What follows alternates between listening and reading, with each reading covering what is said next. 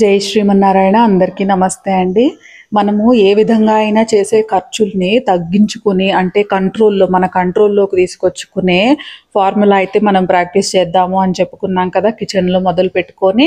So ఒకటేంటంటే వస్తువులు అనేవి లిమిటెడ్గా వాడడం అలవాటు చేసుకుందాం, మైండ్కి కూడా అలవాటు అయిపోతుంది అనేసి అనుకున్నాము. రెండోది వచ్చేసి ఈ నెలలో మనకు కావాల్సిన గ్రాసరీస్ కానీ వెజిటబుల్స్ కానీ ఎంత అమౌంట్లో మనకి కావాలి, ఇంత బడ్జెట్లో మనము ఈ నెలంతా కూడా మనము భోజనానికి కావాల్సినవన్నీ ఎట్లా ఏర్పాటు చేసుకోగలుగుతాము, మన అవసరాలకు ఎట్లా ఏర్పాటు చేసుకుంటాము అనేది ఒక బడ్జెట్ ప్రిపేర్ చేసుకొని దానికి తగ్గట్టుగా అన్నీ నెలకి ఒకసారిగా కొనేసుకొని పెట్టేసుకొని నెల అయ్యేంత వరకు వాటితోనే సర్దుకుంటూ వెళ్ళిపోతూ ఉండాలి. ఖర్చు పెరగకుండా చూసుకోవాలి అనే వివరాలు రెండింటి గురించి చెప్పుకున్నాము.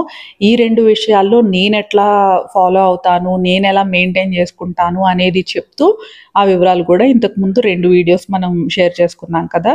సో ఇంతకుముందు వీడియోలో చెప్పినప్పుడు ఏం చెప్పానంటే పూజ గదిలో మనం ఖర్చు తగ్గించుకునే వివరాలు కూడా మనం మాట్లాడుకుందాము అని అన్నాను. అయితే అది ఎలా అనేసి కూడా చాలామంది వెయిట్ చేస్తున్నాము నెక్స్ట్ రాబోయే వీడియో కోసము అని చెప్పి కూడా నాకు కమెంట్స్ పెట్టారు. సో ఆ విషయాలు ఇప్పుడు మాట్లాడుకుందాము. పూజ గదిలో ఖర్చు తగ్గించుకోవడము, అసలు పూజ గదిలో ఖర్చులు ఏముంటాయి అని కూడా అనుకోవచ్చు కదా. ఉంటాయండి, మనకు తెలియకుండానే. అందులోనూ ఇప్పుడు సోషల్ మీడియా వచ్చిన తర్వాత ఈ సోషల్ మీడియా ప్రభావం వల్ల కూడా పూజ గదికి ఖర్చులు ఎక్కువైపోతున్నాయి. ఒకప్పుడైతే పూజ గదిలో స్వామివారిదో అమ్మవారిది ఒక ఫోటో ఉండేది. ఏది కొన్ని తరాలుగా వస్తున్న దీపప్రమిద ఏదైతే ఉంటుందో ఆ దీపప్రమిదనే ఆ పూజ గదిలో వెలిగించుకుంటూ అలా ఉండే అలవాట్లు ఉండేవి. సో మనకి ఇప్పుడు కొంచెం ట్రెండ్ మారిపోయింది, తప్పనట్లేదు. మారడము, అన్ని తెచ్చుకొని అలంకరించుకోవడం అసలు తప్పనైతే అనట్లేదు. బట్ ఒక లిమిట్ అనేది పెట్టుకోవాలన్నమాట మనము అనేది మాత్రమే.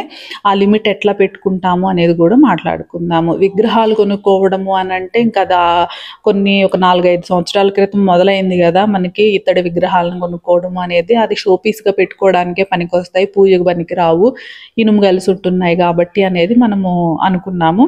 సో డెకరేషన్ పర్పస్కి కొనుక్కునే వాళ్ళకి వదిలేసి లిమిటెడ్గా కంట్రోల్డ్గా ఉండాలి. ఖర్చులు అనవసరమైన వాటికి తగ్గించేయాలి, అవసరమైన వాటికి మాత్రమే ఖర్చులు పెట్టాలి. మన ప్రాపర్టీ డెవలప్ చేసుకోవాలి, మనకి బ్యాంక్ బ్యాలెన్స్ డెవలప్ చేసుకోవాలి, వాల్యుబుల్స్ మీద ఎక్కువగా ఇన్వెస్ట్ చేయాలి అన్న ఆలోచనలో ఉన్న వాళ్ళం అయితే మనము వంటగదిలో ఎలాంటి సెట్టింగ్స్ అయితే చేసుకుని ఎలాంటి నియమాలు అయితే పాటించాలి అని అనుకున్నామో అవే నియమాలు ప్రతి సెక్షన్లో పాటించాలి. ఇంట్లో రకరకాల సెక్షన్స్ ఉంటాయి కదండి. వంటగది ఒక సెక్షన్ అయితే పూజ గది ఒక సెక్షన్, క్లాసెట్ మన బట్టలు అనేది ఒక సెక్షను, అలాగే డెకరేషన్ ఆర్టికల్స్ ఉంటాయి కదా అవి ఒక సెక్షను, మనకి గ్యాడ్జెట్స్ ఇవి ఉంటాయి కదా అవి ఒక సెక్షను. ఒక సెక్షన్ బై సెక్షన్ మనం మాట్లాడుకుంటూ వస్తున్నాము. వంటగది సామాగ్రి గురించి అయితే ఒక క్లారిటీ వచ్చింది కదా మనకి. ఆ తర్వాత గ్రాసరీస్, వెజిటబుల్స్, మళ్ళీ మన హోమ్ మెయింటెనెన్స్ కావాల్సిన థింగ్స్ ఎట్లా ప్లాన్ చేసుకోవాలి, ఎట్లా వెళ్ళాలి, తద్వారా అనవసరమైనవి కొనకుండా ఎలా ఉంటాము, ఎట్లా మనము జంక్ అవాయిడ్ చేస్తాము అనే వివరాలు కూడా ఒక క్లారిటీ వచ్చింది మనకి. ఇప్పుడు పూజ గది దగ్గరకు వచ్చేస్తే విగ్రహాలు కొనడం కానివ్వండి, వెండి విగ్రహాలు, వెండి దీపప్రమిదలు, ఇవన్నీ కూడా ఇత్తడి వాటి గురించి కాదండి మాట్లాడేది. వెండి విగ్రహాలు, వెండి దీపప్రమిదలు, వెండి పూజా సామాగ్రి ఉంటాయి చూసారు, అవి ఒక ఆస్తే, అవి అనవసరమైన ఖర్చు కానే కాదు. సిల్వర్ కొనుక్కోవడము ఏది మళ్ళీ ఎక్కడ పడితే అక్కడ కాదండి, రిప్యూటెడ్ గోల్డ్ షాప్స్లో మాత్రమే ఒరిజినల్ సిల్వరు విత్ బిల్లు కొనుక్కుంటాం కదా. దాదాపుగా ఎవరము కూడా ఎక్కడ పడితే అక్కడ కొనము. ఒకసారి నేను చెప్పాను కదా, ఒక టైంలో మేము ఒక చిన్న షాప్లో తీసుకున్నాము అని చెప్పేసి మా అమ్మ మేము మాట్లాడుకొని అప్పుడు మా సాహితీ పుట్టినప్పుడు కావాల్సిన థింగ్స్ అన్నీ కొన్ని ఇంకా పూజ సామాగ్రి అని అవన్నీ తీసుకున్నాము అని చెప్పేసి అన్నాను కదా. ఆ తర్వాత వేరే ఏవో కొత్త మోడల్స్ మార్చుకుందాము, అవి కొంచెం డెలికేట్గా కూడా ఉన్నాయి, చిన్న చిన్నవి తీసుకున్నాము అప్పట్లో. సో మార్చుకుందాము అని చెప్పేసి జిఆర్టీ గోల్డ్ షాప్కి తీసుకెళ్తే ఇందులో ఏం లేదు, అంతా కాపరే ఉంది అనేసి అన్నారు. ఇప్పుడు ఒక బౌల్ ఉందనుకోండి, దానికి అడుగున స్టాండ్ ఉంటుంది కదా, ఆ స్టాండ్ అంతా కాపరే, పైన చుట్టూ పట్టీలాగా ఉంటుంది కదా డిజైన్ ఉండి, అదంతా కూడా కాపరే. అక్కడ ఏమైంది, మోసపోయాము. ఎందుకు, ఎట్లా మోసపోయాము, డబ్బంతా వెండికి డబ్బు కట్టాము, తీసుకున్నదేమో మనము రాగి తీసుకుని వెండికి డబ్బులు కట్టాము. ఒకసారి అమ్మవారి విగ్రహం లోపల ఇనప మొక్క పెట్టారు అనేసి అన్నాను, ఇనప మొక్కకి వెండి ఖరీదు కట్టామన్నమాట. అక్కడ ఎంత డబ్బో మనం వృధా చేసుకున్నాం కదా. ఆ వృధా ఎందుకైంది, మనం తెలివిగా లేకపోవడం వల్ల, కొనే వస్తువు మీద అవగాహన లేకపోవడం వల్లే నాకు అట్లా జరిగింది. సో ఏదన్నా కొందాము అని అనుకున్నప్పుడు మన ముందు దాని మీద మనకి ఒక క్లారిటీ రావాలి, ఒక అవగాహన రావాలి, ఎట్లా చెక్ చేసుకోవాలి, ఎక్కడ తీసుకోవాలి, ఎలాంటి మోసాలు జరుగుతాయి, అలా మనం మోసపోకుండా ప్యూర్గా ఉన్న వస్తువు కొనుక్కోవాలి అనేసి మనం టైం తీసుకుందాం. ఇవాళ థాట్ రాగానే సాయంత్రం వెళ్ళి కొనుక్కొచ్చుకోవద్దు ఏది కూడా. చాలా ఆగి ఆగి ఆగి ఆలోచించి ఒక ప్లేస్ డిసైడ్ అయ్యి, ఒక అమౌంట్ డిసైడ్ అయ్యి దాన్ని బట్టి వెళ్ళి కొనుక్కోవాలి. ఇప్పుడు ఒక వెండి కొందామనేసి వెళ్ళామే అనుకోండి, దాని మీద ఇప్పుడు మనము ఒక 1000-2000 ఏమైనా ఎక్స్ట్రా అవుతున్నాయి అని అనుకున్నా కూడా పెట్టొచ్చు దాని మీద. ఎందుకు అని అంటే అది రీసేల్ వాల్యూ ఉండే ప్రోడక్ట్స్ కదా అవన్నీ కూడా ఏంటి అనంటే రోజులు గడుస్తున్న కొద్దికి వాటికి విలువ పెరుగుతూనే ఉంటుంది. మార్కెట్లో విలువ తగ్గే వస్తువులు మనం ఎప్పుడు కొనుక్కున్నా కూడా మనకి అది వృధా అయిపోతాయి. విలువ పెరిగేవి మాత్రమే కొనుక్కున్నాము, ఈజీగా రీసేల్ చేయగలుగుతాము అనుకునేవి కొనుక్కుంటే మనకి అది ఒక ఆస్తే, అది కూడా సేవింగే అవుతుంది. మనకి ఇత్తడి వస్తువులే ఉన్నాయి అనుకోండి, రీసేల్ ఎక్కడ ఉంటుంది, అవన్నీ కూడా స్క్రాప్ అయిపోతాయి అంతే కదా. మనము చాలా తక్కువ కాస్ట్కి ఇచ్చేసుకుంటాము, ఏదో ఎనుపు సామాన్లు ఇచ్చేసుకున్నట్టు. పాడైపోయిన స్టీల్ అవన్నీ కూడా ఎక్కడైనా స్టీల్ షాప్స్లో స్క్రాప్ కింద తూకానికి ఇచ్చేస్తాం చూసారు, అట్లానే వెళ్తాయి ఇత్తడివి ఇవన్నీ కూడాను. కానీ వెండి బంగారం మాత్రము మనకి అవి ప్రాపర్టీసే కాబట్టి పూజకి రిలేటెడ్గా పూజా సామాగ్రి కానీ ఇవన్నీ కూడా వెండి మీద ఇన్వెస్ట్ చేయడంలో తప్పు లేదు, మనకు శక్తి మేరకు తెచ్చుకొని పెట్టుకోవచ్చు. అట్లా కాకుండా ఇక విగ్రహాలు మీరు పెట్టుకునే ఫొటోస్ గురించి మనము మాట్లాడట్లేదు, ఎందుకంటే అది ఎవరి శక్తి వాళ్ళకి తెలుసు, దాన్ని బట్టే కొనుక్కొని పెట్టుకుంటారు. ఇక నిత్య పూజలో మనము చేసేవి ఏంటి, మనకు కావాల్సినవి ఏంటి అండి, పసుపు, కుంకుమ, గంధము. ఎలా అయినా ఒక మంచి గంధపు చెక్క సంపాదించారనుకోండి, ఒక రాయి ఉంటుంది కదా సానా, అది ఎక్కడ అమెజాన్లో కూడా ఉంది, అది 100-120 రూపాయలు సానా. నేను ఎప్పటి నుండో వాడుతున్నాను. నా దగ్గర ఉన్న గంధపు చెక్క గురించి అడుగుతారు, అది ఎప్పటిదో పూర్వంది అనమాట మా ఇంట్లోది. అది వాడుకుంటాను నేను. అది ఇంకా చానాళ్ళు ఇంకొక తరానికి కూడా వస్తుందేమో అనుకుంటాను నేను. అది ఎంతో తీయం కదా మనము చిన్న చిన్న మూర్తులకి పెట్టుకోవడానికి కదా. అది పసుపు, కుంకుమ, గంధము, ఇంతే మనకు కావాల్సినవి పొడులు విషయంలో వచ్చేసి. ఇంకా దాని తర్వాత అగరబత్తి స్టిక్స్ ఉన్నాయి కదా, వాటికన్నా కూడా సన్నగా పుల్లల్లాగా ఉండే ధూప్ స్టిక్స్ ప్రిఫర్ చేయడం మంచిదన్నమాట. ఇది మనము కాస్ట్ కటింగ్ కోసం చూసుకోవాలి అని అనుకున్నప్పుడు అయితే అదైతే ఒకదాన్ని నేను 4 ముక్కలు చేస్తాను. అది ఎన్ని వస్తాయి, 150 రూపీస్, అవి చాలా వస్తాయి. ఆ బ్రాండ్ నేను హైదరాబాద్లో ఉండేటప్పుడు మనకి బిగ్ బాస్కెట్లో తీసుకునేదాన్ని. ఇప్పుడు తిరుపతి వచ్చిన తర్వాత బిగ్ బాస్కెట్లో ఆ బ్రాండ్ అవైలబుల్గా లేదు, బట్ అమెజాన్లో ఉండింది. సో అది లింక్ ఇస్తాను, చాలామంది అడుగుతూ ఉండేవాళ్ళు అప్పట్లో, మీరు వాడే ధూప్ స్టిక్స్ది లింక్ ఇవ్వండి అని. దాని లోపల కట్టె కూడా ఉండదు, పుల్ల కూడా ఉండదు. సో దాంతో మనం దీపారాధన చేసుకోవడానికి కూడా అభ్యంతరం ఏమీ లేదు. ఏకహారతి పెట్టుకోకపోయినా ఆ ధూప్ స్టిక్స్తో దీపాన్ని వెలిగించుకోవచ్చు మనకి. ఎందుకంటే పుల్లలతో వెలిగించడం అనేది కొంచెం అబ్జెక్షన్గా ఫీల్ అవుతారు కదా కొంతమంది. సో ఆ ధూప్ స్టిక్తో అయినా వెలిగించుకోవచ్చు. నా వరకు నేనైతే 4 ముక్కలు చేస్తాను, 4 రోజులు వాడతాను. ఒక ధూప్ స్టిక్ని ఒక రోజు వాడడం కన్నా ఒక ధూప్ స్టిక్ని 4 రోజులు వాడతాను నేనైతే. అట్లా అది దానివల్ల ఏమవుతుంది, నెల రోజుల్లో అయిపోయే ధూప్ స్టిక్స్ 4 నెలలు వస్తున్నాయి మనకి. 4 నెలలు వచ్చేది సంవత్సరం వచ్చేస్తుంది, సంవత్సరానికి వాడేసుకుంటున్నాం. ఎంతో తగ్గింది కదా కాస్ట్, అంతే కదండి. అంటే స్వామి దగ్గర పిసినార్తనం చూపించడం ఎందుకు అని అనుకుంటారు, పిసినార్తనం కాదు, అది అవసరానికి ఎంత కావాలో అంత మాత్రమే వాడుకోవడము. ఇంత పిసినార్లాగా ఉంది, ఒక ధూప్ స్టిక్ మొత్తం వెలిగిస్తే ఏమైంది, దాన్ని 4 ముక్కలు చేసుకొని మొక్క వెలిగిస్తుంది కోట శ్రీనివాసరావు లాగా అని స్వామి ఎప్పుడు అనుకోరు, చాలా సంతోషిస్తారు. ఏది ప్రకృతిలో ఉన్న వనరుల్ని వృధా చేయకుండా చాలా పొదుపుగా వాడుతున్నందుకు శ్రీ మహాలక్ష్మి అమ్మవారు చాలా సంతోషిస్తారు. ఎప్పుడైతే మనం లెక్క లేకుండా ఖర్చు పెట్టేస్తామో, ఎప్పుడైతే మనం విర్రవీగిపోతామో, అట్లా ఖర్చు పెట్టేస్తాం, నాకు డబ్బు అంటే లెక్కే ఉండదు, అసలు డబ్బుల కోసం ఆలోచించను, నాకు అది ముఖ్యం కాదు, ఇట్లాంటి మాటలు మాట్లాడుతూ విచ్చలవిడిగా ఖర్చులు పెడతారు చూసారు. అక్కడ అసలు శ్రీ మహాలక్ష్మి అమ్మవారు నిలవరు. అమ్మవారు లక్ష్మిగా నిలవాలి అని అంటే కేవలం డబ్బుల రూపంలోనే నిలబడడం కాదు, అష్టైశ్వర్యాలు ఉండాలి కదా. అష్టైశ్వర్యాల్లో ఒక్క డబ్బు అనేదే కాదు, అష్టైశ్వర్యాల్లో డబ్బు అనేది ఒకటి. మిగిలిన ఐశ్వర్యాలు అన్నిట్లో కూడా లక్ష్మీ అమ్మవారు నిలబడి ఉండాలి మనకు తోడుగా అని అంటే మనము చాలా గౌరవిస్తూ ప్రకృతి వనరుల్ని చాలా పొదుపుగా అవసరానికి తగ్గట్టుగా వాడుకోవాలి. అంటే తినకుండా కడుపు మార్చుకోమని అర్థం కాదు, స్వామికి అగరబత్తి వెలిగించడం తప్పు అని కాదు. మనం ఒక ధూపం ఉపచారానికి కానీ ఆ దీపాన్ని వెలిగించడానికి కానీ మనకు ఆ అగరబత్తియో ఆ ధూప్ స్టిక్కో అవసరం కదా, ఆ అవసరానికి మాత్రమే వాడుకుంటాము. చాలా సంతోషిస్తారు స్వామి అమ్మవార్లు. ప్రకృతి వనరులు మనము ఆదా చేసుకుంటూ పొదుపుగా వాడుకుంటే. ఎందుకు ఇప్పుడు మన ఇంట్లో మన అమ్మ నాన్నలే ఉన్నారు, నాన్నగారు సంపాదిస్తారు, అమ్మ వండి పెడుతుంది, మనం ఇష్టం వచ్చినట్టు అన్నం పళ్ళెంలో పెట్టుకొని 4 ముద్దలు తిని మిగిలిన తీసుకెళ్ళి డస్ట్బిన్లో పడేస్తా ఉన్నాం అనుకోండి, మన అమ్మగారు ఎంత బాధపడుతుంది, అమ్మ బాధపడుతుంది కదా, ఎంత కష్టపడి వండాను అనేసి. ఇప్పుడు నాన్నగారు కష్టపడి సంపాదించి డబ్బు తీసుకొచ్చి ఇంట్లో ఖర్చులకి అన్నిటికీ ఇస్తూ ఉంటారు. ఏదో ఒక డ్రెస్సో ఏదో ఒక టవలో నాప్కినో 4 రోజులు వాడేసి ఇది నాకు నచ్చలేదు, లేదా కలర్ కొంచెం ఫేడ్ అవుతున్నట్టుంది నాకు వద్దు అని చెప్పి తీసుకెళ్ళి డస్ట్బిన్లో పడేస్తాం అనుకోండి. ఒక 1000 రూపాయల డ్రెస్నో 2000 రూపాయల డ్రెస్నో ఏదో తుడుచుకోవడానికి వాడేసుకోమని పక్కన పడేస్తాం అనుకోండి. ఆ కష్టపడి సంపాదించిన తండ్రి గారు ఎంత బాధపడతారు. అలా కాకుండా మనం కూడా వాళ్ళతో కలిసి కావలసినంత అన్నమే పళ్ళెంలో పెట్టుకొని తినేసి అవసరానికి కావలసినట్టుగానే సందర్భానుసారమే ఆ బట్టలు కొనుక్కుంటూ అట్లా వేసుకుంటూ వాళ్ళు కూడా సంతోషపడతారు కదా. అలాగే ఇక్కడ కూడా ప్రకృతి వనరుల్ని మనము ఎంత మాత్రము అవసరానికి మాత్రమే వాడుకుంటూ చక్కగా ఉంటుంటే శ్రీ మహాలక్ష్మి అమ్మవారు అలాగే శ్రీ మహావిష్ణువు కూడా అంతే సంతోషపడతారు, మనకి ఇంకా అష్టైశ్వర్యాలను ప్రసాదిస్తారనమాట.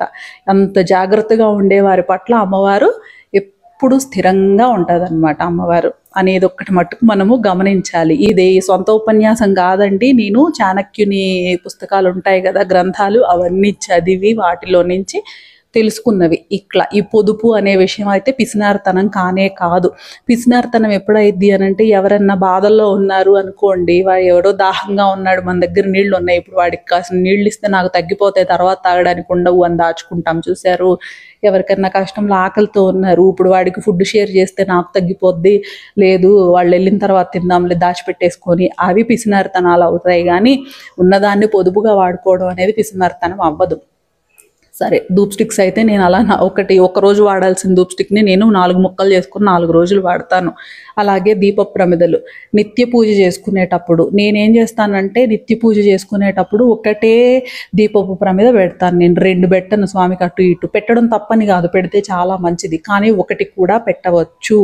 మేము సాంప్రదాయంలో వచ్చేసి స్వామికి ఎడమ చేతి పక్కన ఒక దీప ప్రమిద పెట్టొచ్చు. అది నేను జియర్ స్వామి వారు వారి మూర్తులకు తిరువారాధన చేస్తారు కదా, అక్కడ చూసే నేను నేర్చుకున్నాను. అయితే 2 పెడితే ఏదో నూనె ఎక్కువ పట్టేస్తుంది అనే ఉద్దేశం అయితే కాదు. కానీ 1కి ఎందుకు అని అంటే, మనకి చామరోపచారం ఉంటుంది, శాత్తుమరై చెప్పుకుంటూ చామరోపచారం ఉంటుంది. ఆ చామరం వీస్తూ ఉండేటప్పుడు నాకు ఒక పక్కన, నేను స్వామివారికి కుడి చేతి పక్కన కూర్చొని తిరువారాధన చేసుకుంటాను.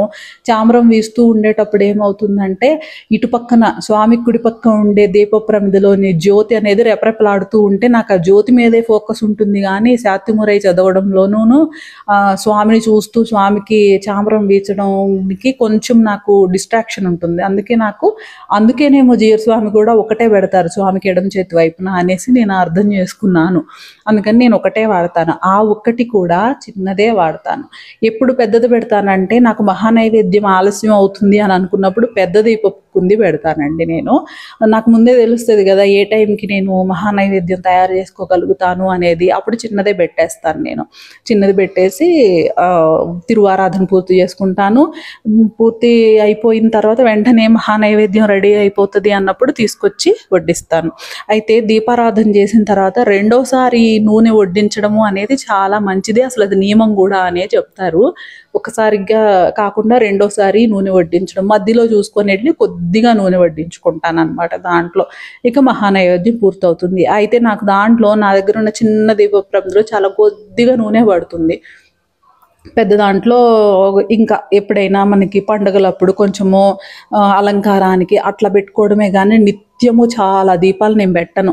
ఉత్తమ దీపాలు ఏంటి అని అంటే ఆవు నేతి దీపం ఒకటి, నువ్వుల నూనె దీపం ఒకటి, ఆ తర్వాత మధ్యమము అనే అంటారు కొబ్బరి నూనెతో పెట్టే దీపాన్ని. కానీ తప్పులేదు. ఎందుకు అని అంటే నాకు స్మోక్ ఫ్రీగా ఉండాలి, కంఫర్టబుల్గా ఉండాలి అనే ఉద్దేశంతో నేను కొబ్బరి నూనె అయితే వాడుకుంటాను అనమాట. ఎప్పటి నుండో కొన్ని సంవత్సరాలుగా కూడా 100% స్మోక్ ఫ్రీ. కోకోనాడ్ వాళ్ళది కోకోనట్ ఆయిల్ ఉంటుంది, మనది ఇది ఎడిబుల్ ఆయిల్ అనమాట, మనం కుకింగ్ ఆయిల్ అది, దాన్ని వాడతాను. అది కాస్త ఎక్స్పెన్సివే, 300 రూపీస్ పైనే ఉంటుంది, 380 రూపీస్ అట్లా ఉంటుంది. ఒక్కొక్కసారి ఆఫర్లో చూసుకుంటాను 293, 300 అట్లా వస్తుంది. ఆ ఆయిల్ వాడుకుంటాను. నాకు ఒక 1 మంత్ పైనే వస్తుంది అనమాట ఆ ఆయిల్, నేను ఇట్లా దీపం పెట్టుకుంటూ ఉంటే.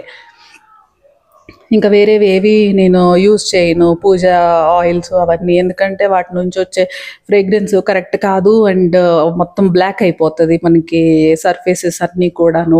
స్వామివారి ఫోటో మీద అయినా గ్లాస్ మీద అయినా చేతితో తుడిస్తే చేతికి నల్లగా అవుతుంది. అందుకని నాకు అసలు వేరేవేవి కూడా వాడి చూసి మొత్తము ఇంట్లో మసి పెట్టేసిన రోజులు కూడా ఉన్నాయి. సో అప్పటి నుండి కోకోనట్ ఆయిలే నేను ఇదే వాడుకుంటూ ఉంటాను. నేను కార్తీక మాసంలో నేను ఒక బాక్స్లో ఆవు నెయ్యి అది పేరుకుంటుంది కదా, దానిలో ఒత్తులు వేసేసి ఉంచితే తడుస్తాయి కదా. నాకు చాలా ఒత్తులు ఒకేసారి వేసేసి బాక్స్ అక్కడ పెట్టేయడం, అది ఒక 4 రోజుల తర్వాత ముక్కోసన వస్తుంది అంటారు చూసారు, అలా వాసన వచ్చింది. అందుకని నేను ఎప్పుడు ఒత్తినా అప్పుడే ఆవు నెత్తిలో తడిపి కొబ్బరి నూనెలో వేసి దీపారాధన చేసుకుంటూ ఉంటాను అనమాట కార్తీక మాసం టైంలో. సో అట్లా ఆయిల్ అయితే నేను కంట్రోల్ చేస్తాను. యూజ్ చేసేది ఎక్స్పెన్సివ్ ఆయిలే, కాకపోతే కంట్రోల్డ్గా ప్లాన్డ్గా టైం ఫాలో అవుతూ చేసుకుంటూ ఉంటే మనకి ఎక్కువ ఆయిల్ కూడా కన్జ్యూమ్ అవ్వకుండా ఉంటుంది.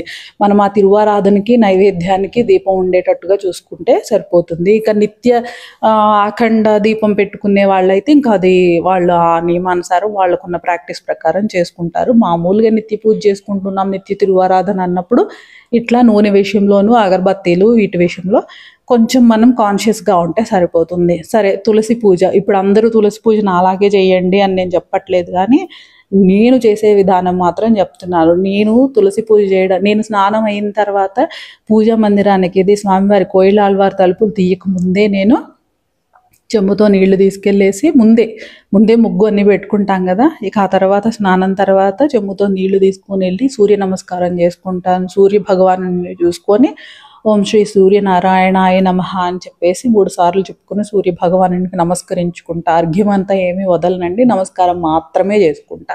ఈ చెంబుతో నీళ్లు ఉన్నాయి కదా, ఈ నీళ్లతో అందులో నాకు తులసి కోట దగ్గర స్వామివారు ఉంటారు కదా, ఆ స్వామి మీదుగా జలాన్ని సమర్పించుకుంటాను.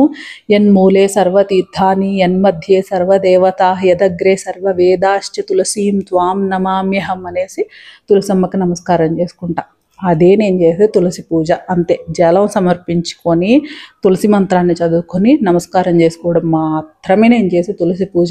అక్కడ నైవేద్యం ఏమీ పెట్టను, ఎందుకంటే జలమే నైవేద్యం తులసమ్మకి. రెండోది, దీపం అయితే ప్రతిరోజు నేను పెట్టను. శుక్రవారం మాత్రము సంధ్యాదీపం పెడతాను తులసి దగ్గర. శుక్రవారం మాత్రమే సంధ్యాదీపం అన్నమాట పెట్టుకునేది. అలాగే కార్తీక మాసంలో మాత్రం దీపం పెడతానమాట. తులసి దగ్గరను గుమ్మం దగ్గర దీపాలు పెడతా. ప్రతిరోజు తులసి దగ్గర నేను దీపారాధన అయితే చేయనండి. ఇంతే నేను చేసేది. జలం సమర్పించుకొని మంత్రం చెప్పుకొని తులసికి నమస్కారం చేసుకుంటాను. ఇంకా తులసి కోటకైతే ఎప్పుడైనా కోట మాసినట్టుందన్నప్పుడు మనము కూర్చొని వీలున్న టైంలో శుభ్రంగా తుడుచుకొని మళ్ళీ పసుపు కుంకుమ బొట్లు పెట్టుకుంటాము. తులసమ్మకైతే శుక్రవారము కొద్దిగా పసుపు, కొద్దిగా కుంకుమ బాగా ముదురుగా ఉన్న కాడ దగ్గర పెట్టేసుకొని దీపం పెట్టుకుంటాను. అలాగే ఇల్లంతా కూడా ఆవు పిడక మీద సాంబ్రాణి వేసి ధూపం వేసుకుంటాం కదా, ఆ ధూపమే కొద్దిగా బయట కూడా చూపించుకుంటాము. ఇంకా అంతే. ప్రతిరోజు నేను అగరబత్తీలు కానీ, హారతి కానీ, దీపం కానీ ఇవన్నీ తులసి దగ్గర చెయ్యను. దీపారాధన ఇవన్నీ కూడా నేను కోయిలాల్వారి లోపలే చేసుకుంటాను. శుక్రవారం సంధ్యాదీపం పెట్టుకుంటా.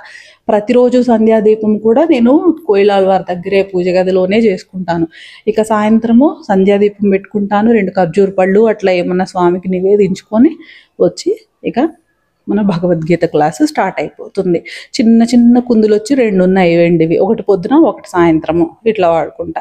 ఇక రాత్రికి కొండెక్కుతుంది కదా, అది తీసుకొచ్చేసి కడిగేసి పెట్టేసుకుంటాను అనమాట నైటే. సో ఇట్లా మనము పొదుపుగా అవసరానికి తగ్గట్టుగా పూజా సామాగ్రిని ఉపయోగించుకోవచ్చు. ఇక పూజా రూమ్లో వచ్చేసి బోల్డ్ అన్ని స్టఫ్ అయితే అనవసరం అండి. బోల్డ్ అన్ని స్టఫ్ ఏంటి అని అంటే రంగురంగుల ఒత్తులు, రంగురంగుల తాళ్ళు, ఇంకా ఎక్కడికైనా వెళ్ళినప్పుడు అక్కడ ఇక్కడ ఇచ్చినవి ఏమన్నా పూసలు గవ్వలు అవన్నీ కూడా దాచుకోవడం అనేది కరెక్టే కాదు. ఎందుకు అనవసరం మనకు అక్కడ. ఎప్పుడు కూడా క్లియర్గా ఉండాలి. స్వామివారి దగ్గర ఉండే మందిరం అయినా కానివ్వండి, స్వామివారికి ఉపచారాలకి పూజకు కావాల్సిన సామాగ్రి పెట్టుకునే కంటైనర్స్ అవన్నీ కూడా నీట్గా ఉంచుకోవడం అలవాటు చేసుకోవాలి. ఎప్పటికప్పుడు డిక్లటర్ చేసేసుకుంటూనే ఉండాలి. ఇప్పుడు ఈ తాడు పడేసినంత మాత్రాన ఏమైపోద్దో, ఆ పూస పడేసినంత మాత్రాన ఏమైపోద్దో, ఈ గాజులు ఎవరికన్నా ఇచ్చేస్తే ఇటు వెంట లక్ష్మీదేవి వెళ్ళిపోద్దేమో, అంత వీక్ మైండెడ్తో అస్సలు ఉండొద్దు. మనం ఒక డెసిషన్, ఒక నియమం పెట్టుకున్నామంటే ఆ నియమం కరెక్ట్ అయితేనే అది మన మైండ్లో బల్బ్ వెలుగుతుంది అనమాట. దాన్ని ఖచ్చితంగా ఫాలో అయిపోవాలి. దేనికో పూసకు భయపడి, గాజుకు భయపడి, తాడుకు భయపడి, పుల్లకు భయపడి అట్లాంటివి అసలు అంత వీక్ మైండెడ్గా ఉండొద్దు. చాలా స్ట్రాంగ్గా ఉండాలి మనకి. ఎందుకంటే మన దగ్గర స్వామివారి నామం ఉంది, అమ్మవారి నామం ఉంది, స్వామి అమ్మవార్లు మన ముందున్నారు. ఇంకెందుకు, అంతకు మించిన ఏమైనా ఉన్నాయా? ఏమీ లేవు. కాబట్టి ఇక అసలు అలాంటి వాటికి భయపడిపోకూడదు. ఎప్పటికప్పుడు డీక్లటర్ చేసేసుకుంటూ క్లీన్గా ఉంచుకోవాలి. పూజా సామాగ్రి పెట్టుకునే బాక్స్ అయినా కూడా. నిజంగా నేను ఇన్ని సంవత్సరాల తిరువారాధన అనుభవంలో చెప్తున్నాను. మనకి పూజకు కావాల్సినవి ఏంటి అని అంటే పసుపు, కుంకుమ, గంధము, ఒత్తులు, ధూప్ స్టిక్స్ లేదా అగరబత్తీలు పెట్టుకుంటే అగరబత్తీలు, ఒక అగ్గి పెట్టే, దాంతో పాటుగా ఏవి ఈ సామాగ్రి అంటే మెటల్స్ గురించి కాదు నేను చెప్పేది, ఏవి వెండివి ఇత్తడివి వాటి గురించి కాదు. అగరబత్తీలు, ఒత్తులు, పసుపు, కుంకుమ, గంధము, నూనె, అంతే. ఇక ఏం అవసరం పడవు మనకి. అవే వాడుతున్నాను కదా నేను. రెగ్యులర్గా తిరువారాధన చేసుకుంటూనే ఉంటాను. వీటికి తప్పితే మిగిలినవి ఏమీ ఉపయోగపడవు. ఇంకేమన్నా తెచ్చుకొని మనం పెట్టుకున్నా కూడా అక్కడ అలా ఉంటాయి. ఎప్పుడన్నా పురుగులు పడితే పడేస్తాము, అంతే. ఆ తాడేదో మనల్ని రక్షించడానికి వచ్చి కూర్చోదు, ఆ గాజు ఏదో మనకు రక్షించడానికి వచ్చి కూర్చోదు, ఏమీ ఉండదు. అదొక మహాప్రసాదంగా తీసుకుంటాం ఎక్కడి నుంచి అయినా వస్తే. అయిపోయింది. ఏ చెట్టుకో కట్టేయడమే, తీసుకెళ్ళి ఏ చెట్టు దగ్గర పెట్టేయడము అలాంటివి చేయాలి. అసలు ముందు అలాంటివన్నీ మనము గ్యాదర్ చేసుకోకుండా ఉండేలాగా చూసుకోవాలండి. దాంతోపాటు మనకి టైం వేస్ట్ అవ్వకుండా కూడా ఉంటుందన్నమాట. బోల్డ్ అంతా స్టఫ్ లేకుండా ఉంటే ప్లస్ మన దగ్గర ఖచ్చితంగా ప్రతి ఒక్క హిందూ ఇంట్లో, ప్రతి భగవదారాధన చేసే ప్రతి ఒక్క హిందూ ఇంట్లోనూ ఉండవలసింది, సాంప్రదాయానికి అతీతంగా ఉండవలసింది ఏంటంటే భగవద్గీత, రామాయణము, మహాభారతం. ఇవి మట్టుకు ప్రతి ఒక్కళ్ళ దగ్గర ఉండాలి. ఎప్పుడు ఏదో ఒక టైం చూసుకొని ఒక పేజీయో 2 పేజీలో చదువుతూనే ఉండాలి, తెలుసుకుంటూనే ఉండాలి. అప్పుడే మనకి మంచి, చెడు, నీతి, అవినీతి, ధర్మము, ఎలా బ్రతకాలి అనేది, ధైర్యము అన్నీ వచ్చేస్తాయి. ఒకళ్ళతో చెప్పించుకోవాల్సిన అవసరమే ఉండదు మనకి. సో ఈ విధంగా పూజ రూమ్లో ఖర్చు అయితే చాలా వరకు తగ్గించేసుకోవచ్చు. నెలకి కొన్ని వందల రూపాయలు ఖర్చు అయితే, వేలల్లో అని చెప్పట్లేదు, కొన్ని వందల రూపాయలు అయితే ఖర్చు తగ్గుతుంది అనమాట. మనము కాస్ట్ కటింగ్ అయితే బాగా చేయగలుగుతాము. అలాగే క్లీన్గా ఉంటుంది మన పూజ గది, అలాగే మనకి మనశ్శాంతిగా ఉంటుంది. ఇవి నేను చెప్పిన పూజా గదికి సంబంధించి కాస్ట్ కటింగ్ ఐడియాస్. మరో చక్కటి వీడియోతో ఇంకొన్ని వివరాలు చెప్పుకుందామండి. జై శ్రీమన్నారాయణ. కృష్ణార్పణం.